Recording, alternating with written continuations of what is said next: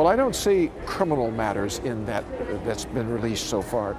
Republican former Congressman Bill McCollum of Longwood is one of the foremost experts on impeachment proceedings.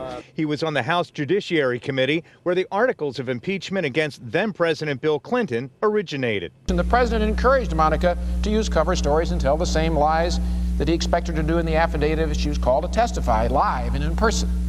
McCollum was one of the impeachment trial managers in the Senate, where ultimately President Clinton was not convicted of obstruction of justice and perjury in the fallout from his affair with White House intern Monica Lewinsky. McCollum says his examination of the transcript of President Trump's call with the Ukrainian president July 25th appears to show President Trump inquiring about corruption involving a company where Democratic rival Joe Biden's son is on the board, and asking the Ukrainian president to speak with Mr. Trump's personal attorney Rudy Giuliani and U.S. Attorney General William Barr if it appears candidate Biden interfered with the investigation.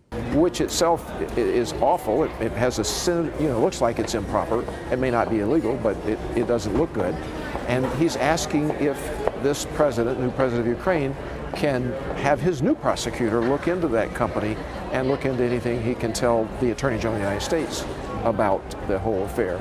That in and of itself does not look improper to me, but what McCollum does think is improper is that he believes this is a political fishing expedition. In Orange County, Greg Fox, WESH 2 News.